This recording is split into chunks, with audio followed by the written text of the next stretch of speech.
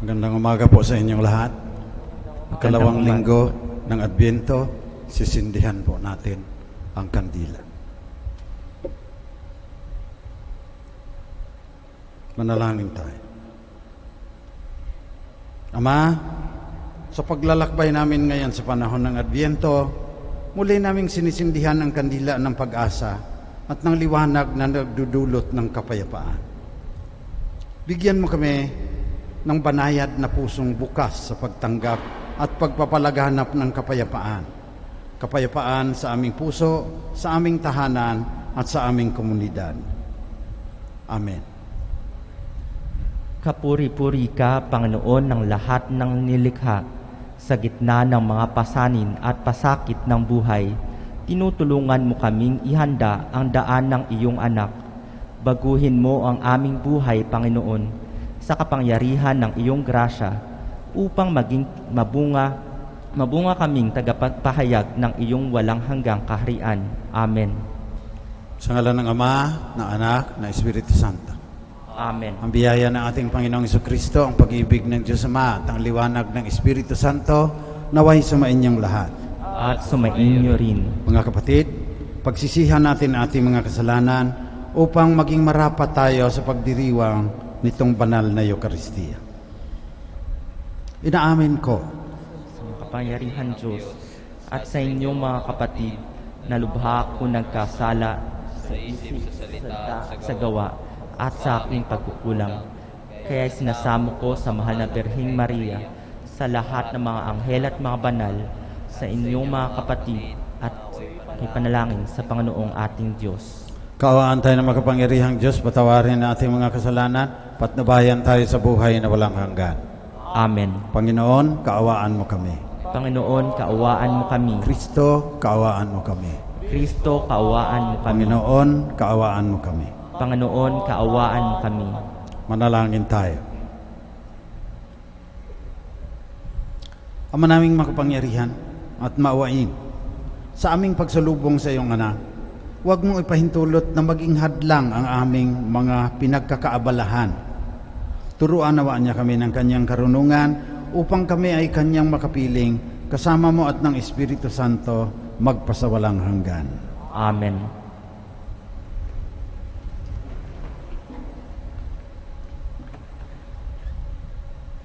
Pagbasa mula sa aklat ni Propeta Isaías.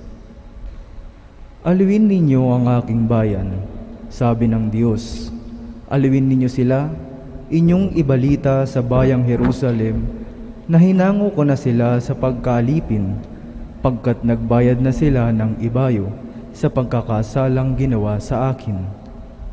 May tinig na sumisigaw, ipaghanda ang Panginoon ng daan sa ilang, isang patag at matuwid na lansangan para sa ating Diyos.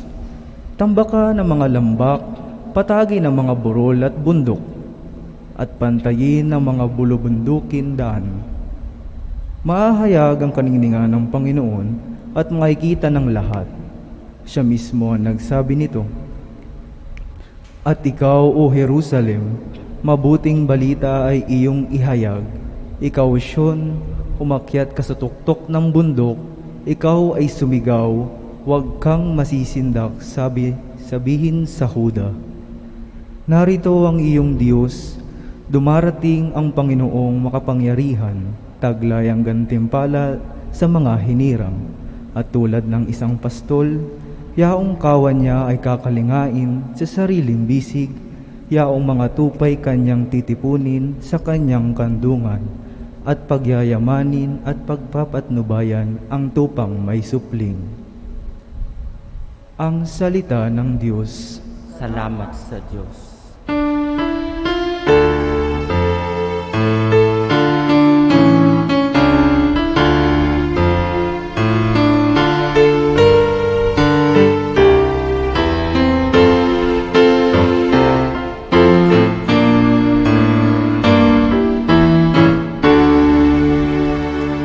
Maranatha, ang ibig ko'y maalaman.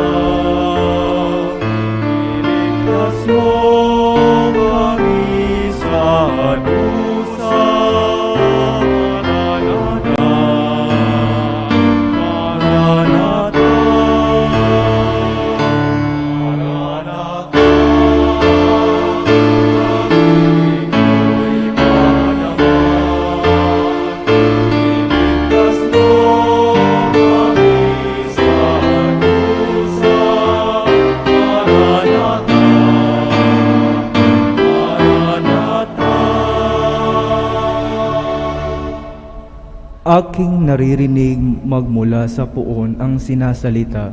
Sinasabi niyang ang mga lingkod niya ay magiging payapa kung mangagsisi at di nababalik sa gawang masama. Ang nagpapangaral sa pangalan niya ay kanyang ililigtas. Sa ating lupain ay mananatili ang kanyang paglingap.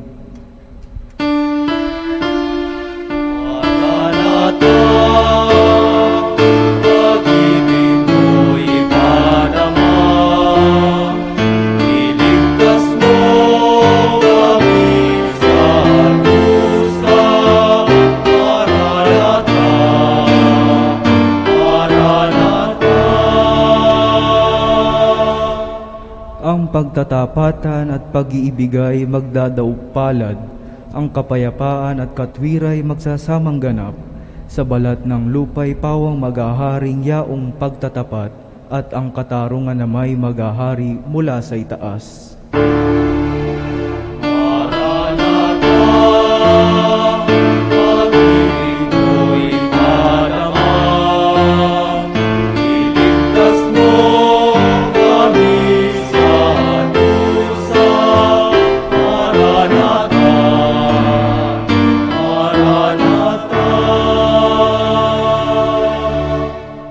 Gagawing maunlad ng Panginoong Diyos itong ating buhay.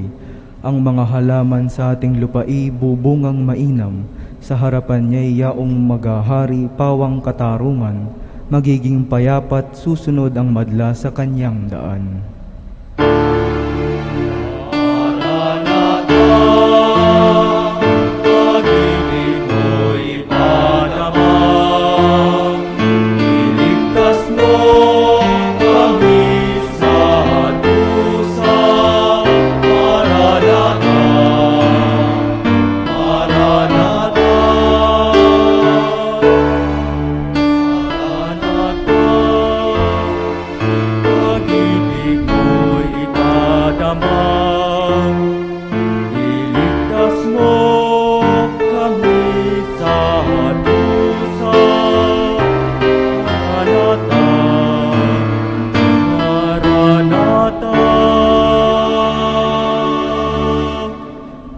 Pagbasa mula sa ikalawang sulat ni Apostol San Pedro. Huwag ninyong kalilimutan ito, mga pinakamamahal. Sa Panginoon ng isang araw ay 1,000 taon, at ang 1,000 taon ay isang araw lamang. Ang Panginoon ay hindi nagpapabaya sa kanyang pangako, tulad ng inaakala ng ilan. Hindi pa niya tinutupad ang pangakong iyon alang-alang sa inyo. Binibigyan niya ang pagkakataon ang lahat ng makapagsisi at makapagbalik loob sa Diyos, sapagkat hindi niya nais na kayo'y mapahamak. Ngunit ang araw ng Panginoon ay darating na tulad ng isang magnanakaw. Sa araw na yaon, ang kalangitan ay biglang mapaparam na may nakapangingilabot na ugong. Matutupok ang araw, buwan at ang mga bituin, at ang lahat sa lupa ay malalantad. Yamang ganito ang magiging wakas ng lahat ng bagay. Italaga na ninyo sa Kanya ang inyong sarili at mamuhay ng ayon sa Kanyang kalooban. Samantalang hinihintay ninyo ang araw ng Diyos, magsikap kayong mabuti upang madali ang pagdating ng araw na iyon. Araw ng pagkatupok ng kalangitan at pagkatunaw sa matinding init ng mga bagay na naroon. Ngunit ayon sa pangako ng Diyos, naghihintay tayo ng bagong langit at bagong lupa na pinag-aharian ng katarungan. Kaya nga, mga minamahal, samantalang kayo'y naghihintay, sikapin ninyong mamuhay na payapa, walang dungis at kapintasan. Ito ang salita ng Diyos. Salamat sa Diyos. Magsitayo bilang paggalang sa mabuting balita.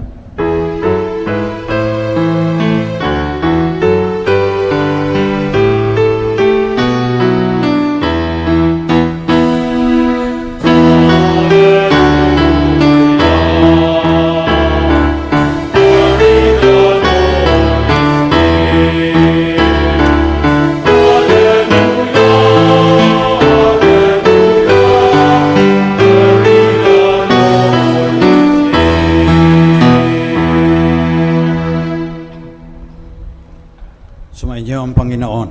at sumainyo rin. Mabuting balita ng ating kaligtasan ayon kay San Marcos. Papuri sa iyo, Panginoon.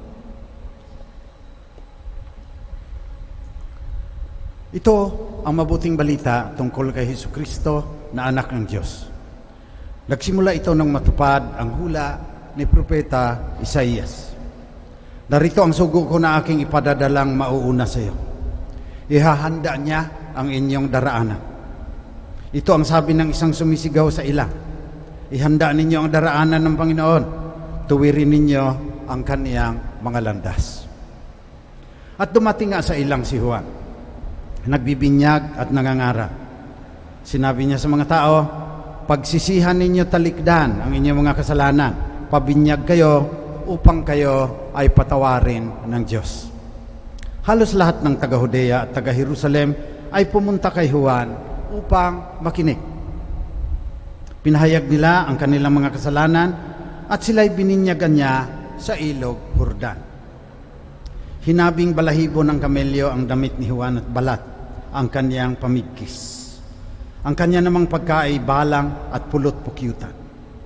Lagi niyang sinasabi sa kanyang pangangaral, darating na kasunod ko ang isang makapangyarihan kaysa akin, ni hindi ako karapat-dapat magkalag ng tali ng kaniyang mga sapatos. Binibinyagan ko kayo sa tubig, ngunit bibinyagan niya kayo sa Espiritu Santo. Ito ang mabuting balita ng Panginoon. Pinupuri ka namin, Panginoong Hesukristo. Tinatanggap mo ba si Jesus bilang Panginoon at tagapagligtas? Kung oo, dapat magiging Juan Bautista ka rin. Maliwanag ang mandato. Ihanda ang daraanan ng Panginoon. Tuwirin ang kaniyang mga landas. Paano magiging Juan Bautista? Tagal nang sinabi ng simbahan. Sa kauna-unahang siglo, sinabi na ang pamamaraan niyan para maihanda ang daraanan ng Panginoon, para maituwid ang kanyang landas. Sinabi rin yan sa unang pagbasa at sinusugan ni San Pedro sa kanyang sulat sa pangalawang pagbasa. Ang sabi ng simbahan, ora et labora. Personal holiness, social transformation kung sa English. Ang problema, parang nakatuon tayo doon sa masyado sa personal holiness na minsan hindi nga holiness piety lang laging nagdadaano ng mga debosyon. Hindi naman masyadong maganda ang pamumuhay. Lagi na lang tayong pinagtatawanan dahil may mga taong ganyan, may mga pari pang ganyan. Kailangan titimbangin. Kailangan magkaakibat. Ora et labora. Magaling tayo sa ora Organisa ng prosesyon, galing natin. Yung pista, galing natin dyan. Pero yung social transformation, parang wala tayo alam. Yung corruption sa gobyerno, halimbawa. Kung si Juan Bautista ka, ano ang gagawin mo? May mga ilan, tinutuligsa. Nababaril naman minsan. Pero yung pagtutuligsa, wala pa rin nangyari. Hindi pa rin naituwid ang mga landas, hindi pa rin natin naihanda ang daraanan ng Panginoon. Kaya, pag-usapan natin dito, yung social transformation. Kasi ngayong Adbyento, gagasgasin yan. Pagsisisi ka sa kasalanan dahil dadating na ang Panginoon, tama din po yan. Pero hindi sapat ang personal holiness. Hindi sapat ang devotion. Hindi yan ang sabi ng simbahan. Hindi ako ang nagsabi niyan, ang simbahan. Ang sabi ng simbahan, dalawa. Personal holiness and social transformation. Sa nagdaang mga siglo, 500 taon na tayong Kristiyano, matimbang masyado ang ating pagtingin sa personal holiness. Kulang yan. Faith without good works is dead, sabi ni St. James. At saka hindi tayo tatanungin, ikaw ba personally holy? Ang tatanungin, Matthew 25, pinakain mo ba yung nagugutom? Ngayon, mas grabe pa. Ang utos ng simbahan na baguhin ang lipunan para maayon sa kaharian ng Diyos, yun ang ating mandato. Ang paghahanda sa pagdating ng Panginoon ay as much sa abot ng ating makakaya. Yung kaganapan ng kaharian ng Diyos, yung shalom, subukan natin gawin dito. Ang shalom ay kapayapaan, katarungan, pagkakaisa sa kalikasan, integrity of creation. Ang kaganapan niyan, darating sa wakas ng panahon. Hindi natin magagawa yan. Ang utos lang sa atin, sa abot ng ating makakaya, social transformation, gumawa kayo ng lipunan. Itatayo ninyo ang isang lipunan na may kapayapaan, may katarungan, at hindi sinisira ang kalikasan. Napakaliwanag niyan sa Catholic social doctrine. Sabi pa ng isang theologian, the best kept secret of the Church, Catholic social doctrine. Kaunting-kaunti ilang mga Katoliko na alam kung ano yung formula ng simbahan para sa social transformation, para magkaroon ng kapayapaan, katarungan, at pagtatanggol sa kalikasan. Dito sa daigdig na ito, hindi lang yung Pilipinas. Go into the whole world. Humayo kayo hanggang sa dulo ng mundo. Pamansag ninyo ang magandang balita. Binyagan ninyo sila sa ngalan ng Ama at ng Anak na Espiritu Santo. Kaya sa Adbyento, ang bibigyang pansin ko ay itong pagbabago ng lipunan upang ito sa abot ng ating makakaya sumasalamin sa kaganapan ng kaharian ng Diyos na itatatag ng banal na diwa, ang anak ng tao, si Jesucristo ang Panginoon at tagapagligtas, tatatag niya sa wakas ng panahon. At huwag niya nang masyadong calculation pa kung kailan siya babalik. Kalagay sa second reading. Para sa kanya, ang isang araw, 1,000 taon. Ang 1,000 taon naman, parang isang araw lang sa Diyos. Ang sa atin, ang pagtuunan natin ng pansin, itong kanyang utos, magtatayo ng isang lipunan na sumasalamin sa kaganapan ng kaharian ng Diyos. Sapagkat ang magandang balita ay yan. Darating ang panahon, may bagong langit at lupa. Maghahari ang Diyos sa buong sansinukob. Magkaroon ng kapayapaan, magkaroon ng katarungan, magkaroon ng pagkakaisa sa kalikasan ang lahat ng tao. Ngayon, 500 years of Christianity, number 1 sa corruption, ilan lang tao ang bilyonaryo, dollars pa yan, pag binibilang, daming nagugutom.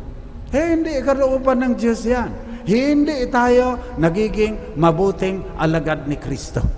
Sapagkat yung kanya utos, hindi natin tinupad. Gusto lang natin maligtas kasama doon. Sabi niya, para maligtas ka, pakainin mo yung nagugutom. Hindi natin pinapakinggan yan. Kaya kailangan yung social transformation. Kaya nawawala tayo. Ang galing natin sa mga devotional practices. Ang galing din natin sa relief. Yung pinasalamatan ko kayo. Kasi halos lahat tumulong dahil grabe ang nangyari sa Cagayan, sa Catanduanes, nagpadala doon ng diocese, ilang container van, puno. So maganda po yan. Pero anong gagawin natin? Sa susunod, padala na naman tayo ng container van. Kung talagang isasalamin natin ang kaharian ng Diyos, kailangan hilumin natin ang mga sugat ni Inang Daigdig. Kung hindi na natin kayang pakakainin lahat yung nasa Cagayan Valley na matagal. We cannot do relief operations forever and forever. Lalo na, may COVID, may economic recession, may climate change pa. Sabi ng mga scientists, hintayin ninyo mas maraming bagyo at mas malakas na di hamak kaysa ng nakaraan.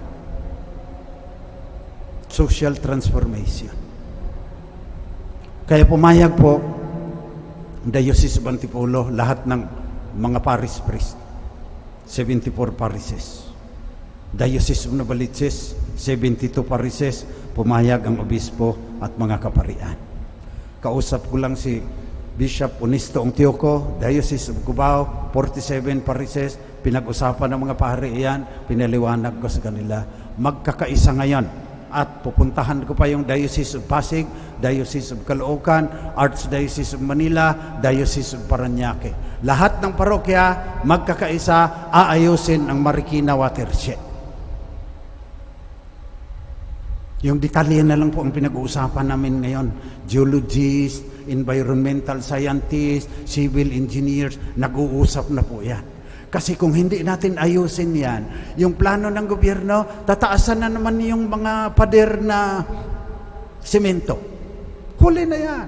Kahongkagan yan. Yung tubig na marami, doon nang gagaling sa bundok, ayusin natin ang bundok, kalooban ng Diyos yan.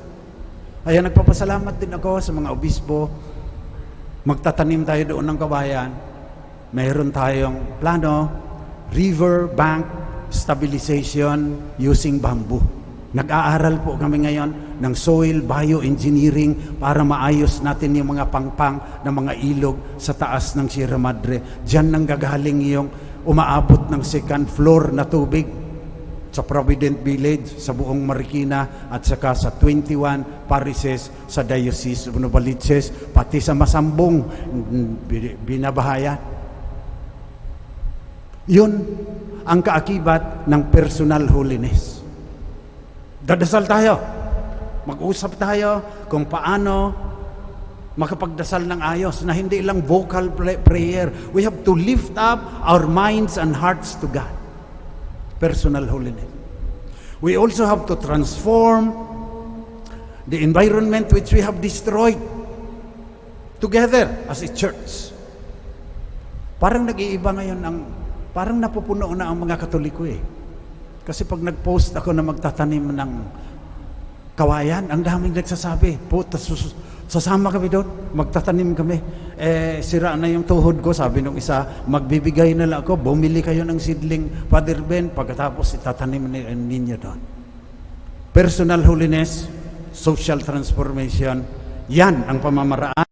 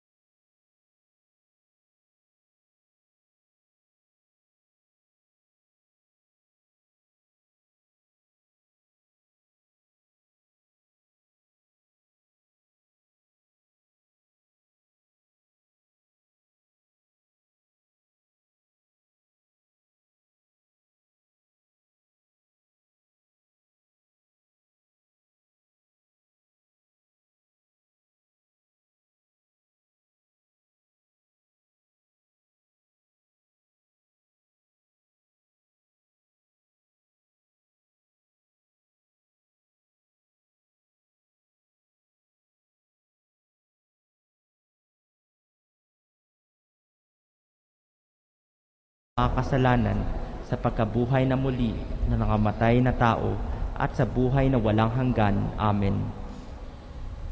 Panalangin ng bayan. Mga kapatid, manalangin tayo sa Ama upang matularan natin si Juan Bautista na naghahanda at nagtataguyod ng daan ng Panginoon. Buong tiwala tayong manalangin sa Panginoon na ang ating kabanalan at ang ating pagbabago ng lipunan ay liwanagan ng banal na Espiritu. Ang atin pong itutugon, Panginoon, dinggin mo ang aming panalangin. Panginoon, dinggin mo ang aming panalangin. Para sa ating Santo Papa Francisco at mga tagapamuno ng simbahan, maging buhay na saksi sila sa paggabay tungo sa pag-asa at pagbabago sa gitna ng ating paghihirap at maisabuhay ang diwa ng Adbyento. Manalangin tayo. Panginoon, dinggin mo ang aming panalangin. Para sa ating mga lingkod bayan, maging instrumento nawa sila ng pag-asa, may maliwanag na misyon at layunin, mapagkakatiwalaan at mapagkumbabang maglilingkod sa paggawa ng mga programang ikauunlad ng mga mamamayan, lalo na ngayon na panahon ng kagipitan.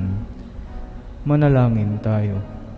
Panginoon, dinggin mo ang aming panalangin.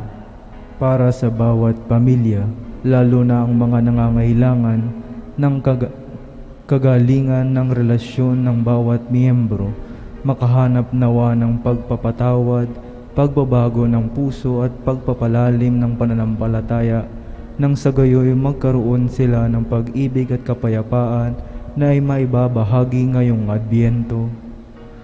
Manalangin tayo. Panginoon, dinggin mo ang aming panalangin.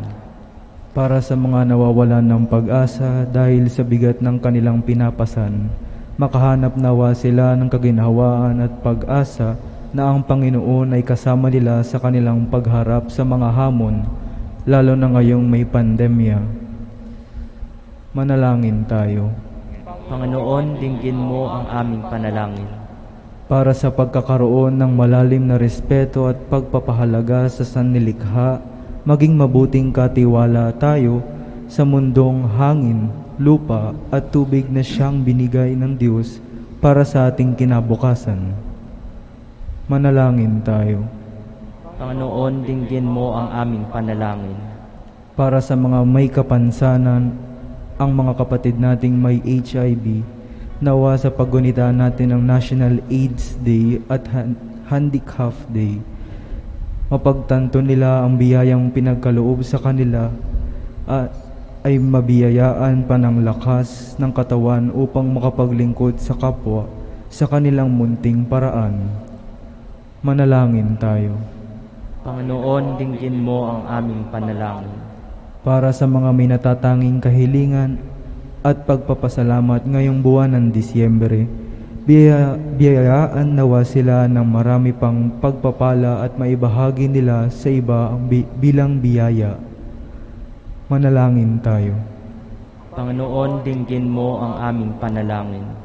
Para sa ating mga kapatid na yumao at sa lahat ng nagdadalamhati, makahanap nawa sila ng kaginhawaan at kapayapaan sa pag-asang pinangako ng Panginoon. Manalangin tayo. Panginoon, dinggin mo ang aming panalangin. Ama, Ikaw ang aming kaligtasan. Patatagin mo kami sa aming paglilingkod sa iyong anak, sa aming kapwa, na siyang naghaharing kasama mo at ng Espiritu Santo, iisang Diyos, magpasawalang hanggan. Amen.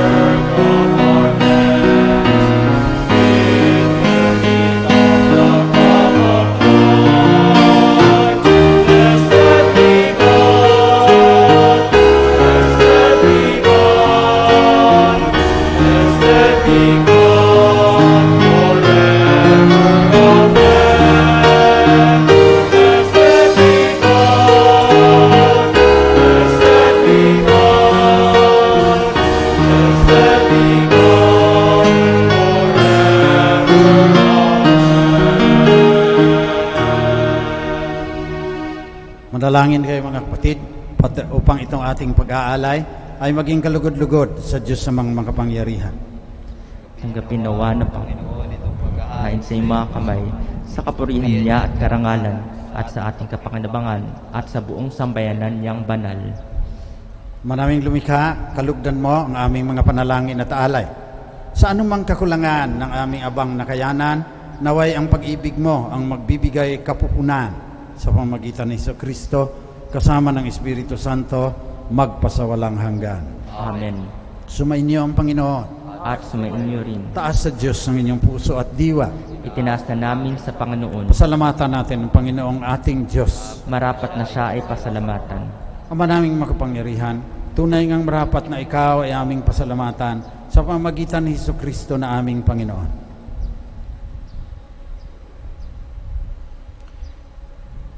Siya'y isinugo mo upang matupad ang iyong magandang balak para sa tanan.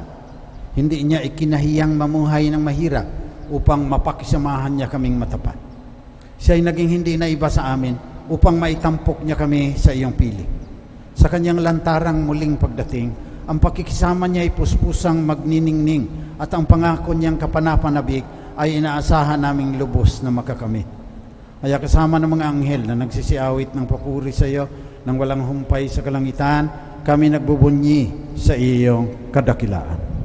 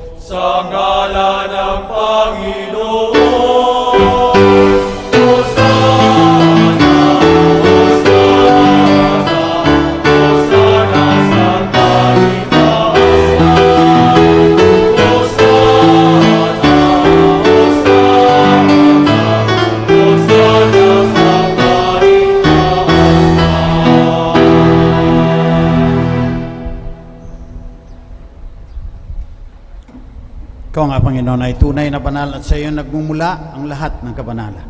Basbasan mo sana ang mga kaloob na ito sa pamamagitan ng iyong Espiritu upang sa aming ikatutubos ay maging katawan at dugo ng aming Panginoong Jesucristo. Noong gabi bago siya ipako sa krus, samantalang naghapunang kasama ang kanyang mga alagad, kumuha si Jesus ng tinapay. Nagpasalamat siya sa iyo, Ama. Hinatiin niya yon, binigay sa kanyang mga alagad at sinabi, tanggapin ninyong lahat ito at kanin. Ito ang aking katawan na ihahandog ng dahil sa inyo.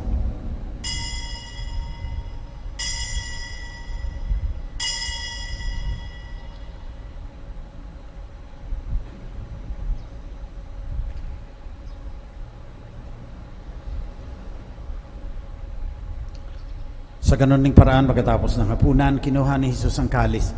Muli siyang nagpasalamat sa iyo, Ama. Binigay niya ang kalis sa kanyang mga alagad at sinabi, tanggapin ninyong lahat ito at inumin. Ito ang kalis na aking dugo, ng bago at walang hanggang tipan.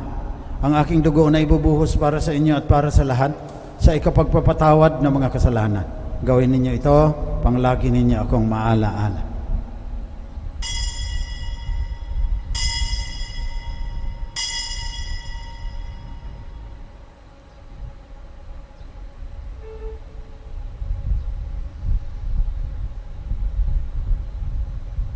Pagbunyin natin ang misteryo na ating pananampalataya.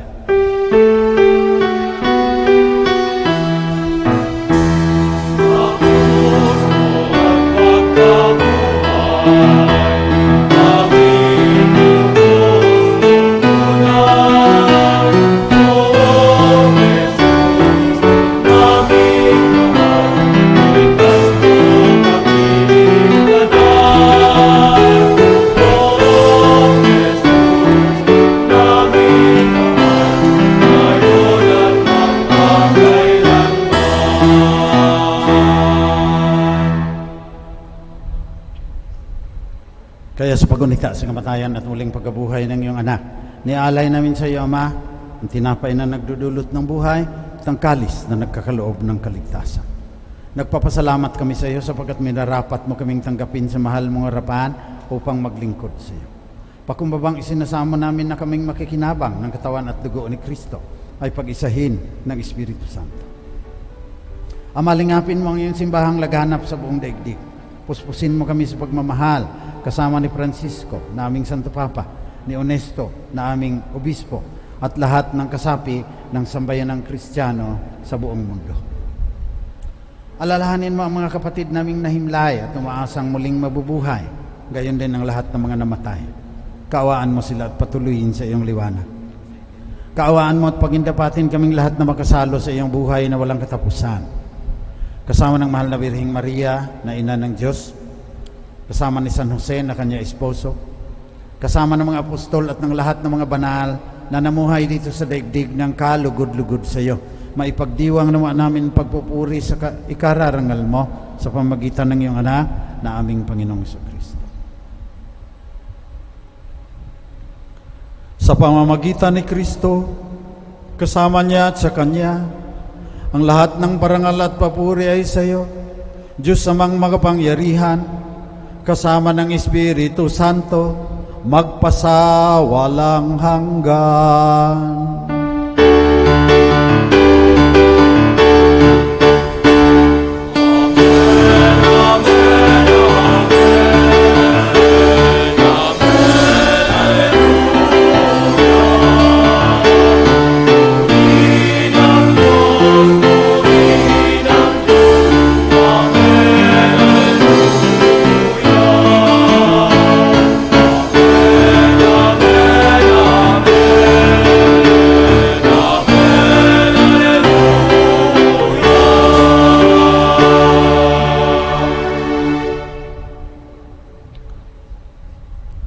Tagubili ng mga nakagagaling na utos sa turo ni Jesus, ang banal na diwa na Panginoon natin at Diyos, pahayag natin ng lakas loob.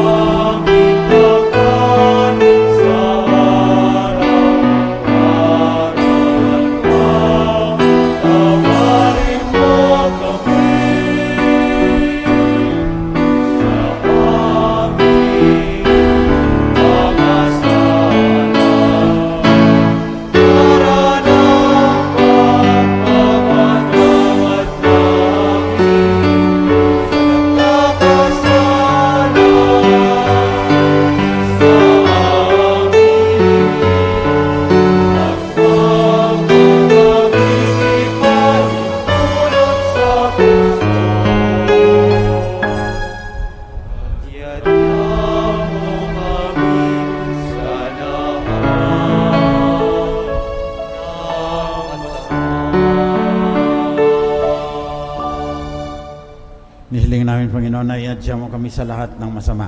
Pagkalooban mo kami ng kapayapaan na palagian, upang sa tulong ng iyong awa, lagi kaming maligtas sa kasalanan at malayo sa lahat ng kapahamakan. Samantalang aming pinanabikan ang dakilang araw ng muling pagbabalik ng tagapagligtas naming si Jesucristo. Sapagkat sa iyo ang kaharian at ang kapangyarihan at ang kapurihan magpakailanman. Panginoong Jesucristo, sinabi mo sa mga apostol, kapayapaan ang iniiwan ko sa inyo, ang aking kapayapaan ang binibigay ko sa inyo. Tunghayan mo ang aming pananampalataya, huwag ang aming pagkakasala.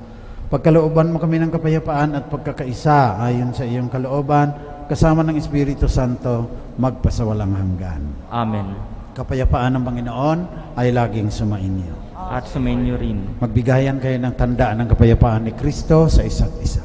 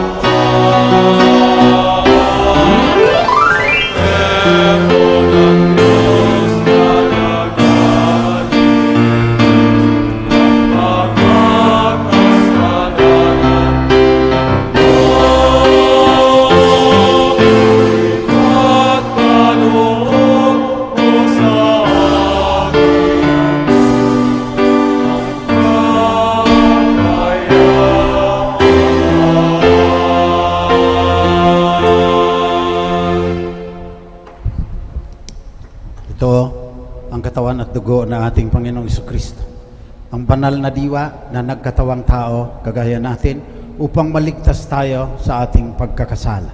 Mapapalad ang mga inaanyayahan sa kanyang piging.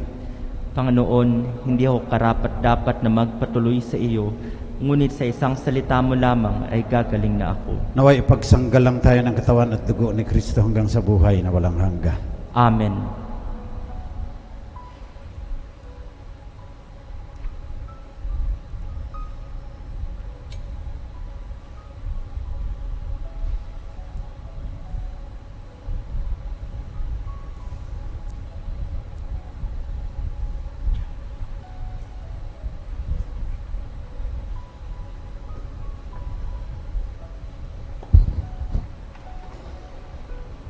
Magsiupo po ang lahat.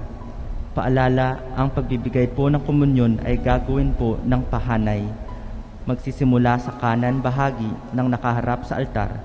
Pakiantay po ang mga ushers upang maggabayan.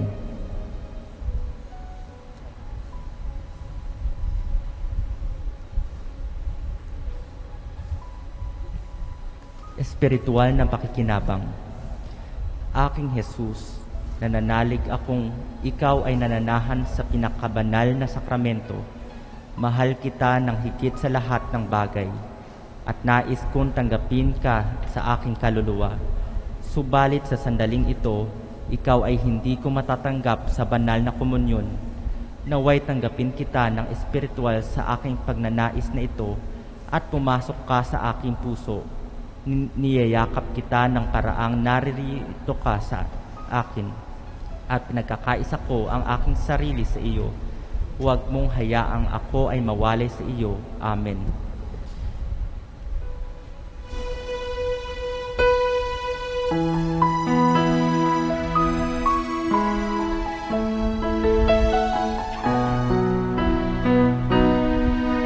Ang sinuman sa akin mananahan din ako sa Kanya. At kung siya'y mamunga ng masagana,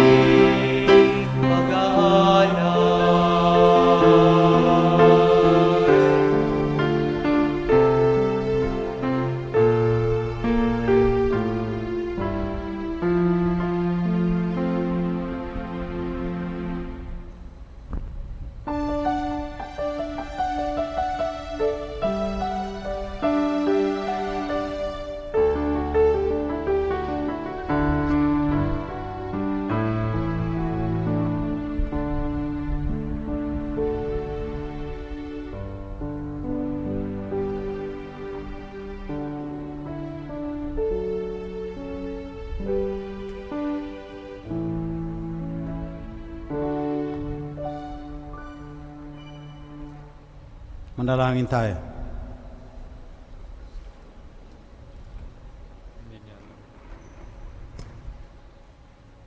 Manaming mapagmahal, kaming pinakpangkinabang mo sa iyong banal na salo-salo ay turuan mong kumilala sa layunin ng iyong mga nilikhang bagay na dapat naming gamitin upang kami ay sumapit sa iyong piling sa pamagitan ni Jesucristo kasama ng Espiritu Santo magpasawalang hanggan. Amen. Oratio Imperata. Makapangyarihan at mapagmahal na Ama, lumalapit kami sa iyo sa aming pangangailangan upang hilingin ang proteksyon laban sa COVID-19 na nagpapahirap sa marami at kumikitil ng maraming buhay.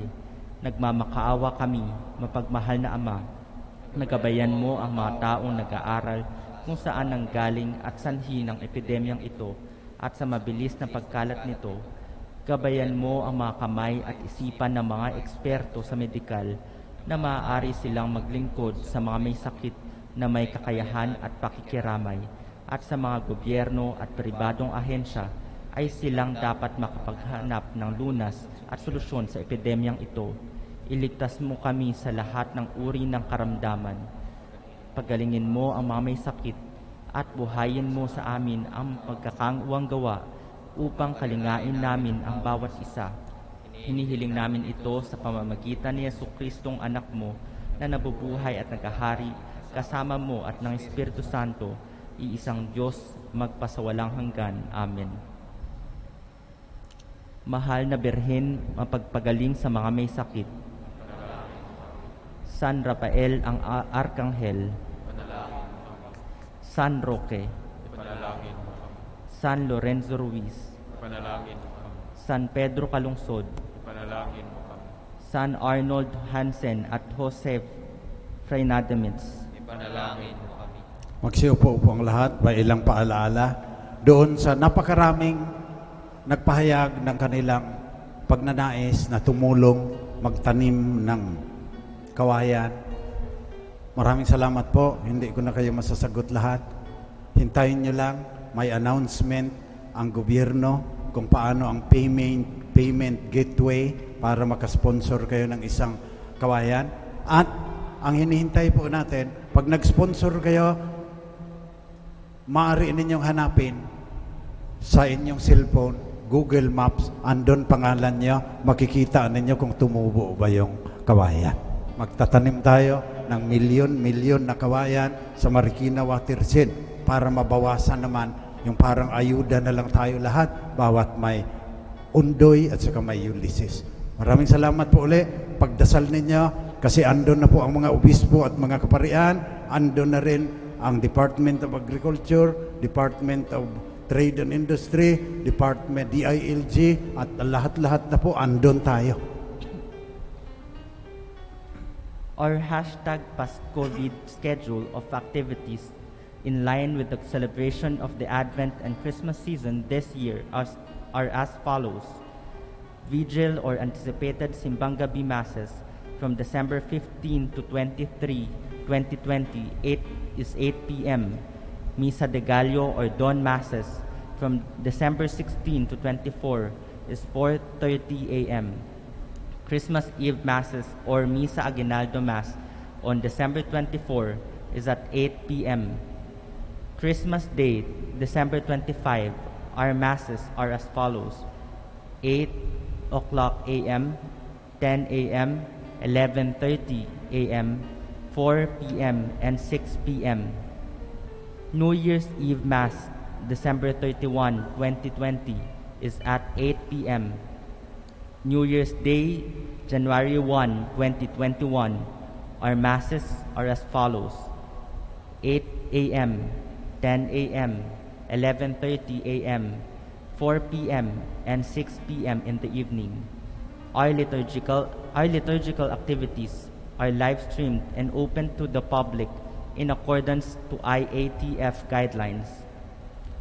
Our Masses on December 8th, Solemnity of the Immaculate Conception of the Blessed Virgin Mary, are as follows: 6:20 a.m., 12 noon, and 6 p.m.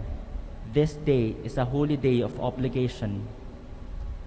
Hashtag PasCovid Poster Making Contest. The Christmas spirit will not be probably the same as before because we are faced with many challenges. Through all the pain, fear, and suffering, one thing remains constant: the love of God through Jesus, His Son. The contest aims to become an avenue of art expression to inspire and encourage us to keep our faith in this season of hope. The contest is open to the Shrine community and the faithful. For more information, please check and like the Diocesan Shrine of Jesus the Divine Word Facebook page. Thank you. Please all rise. Sumainyo ang Panginoon. At sumainyo rin. Pagpalain kayo ng mapagmahal na Diyos, Ama, Anak, at Espiritu Santo. Amen. Tapos ng banal na misa, humayo kayong taglay ang pag-ibig upang ang Panginoon ay mahalin at paglingkuran. Salamat sa Diyos.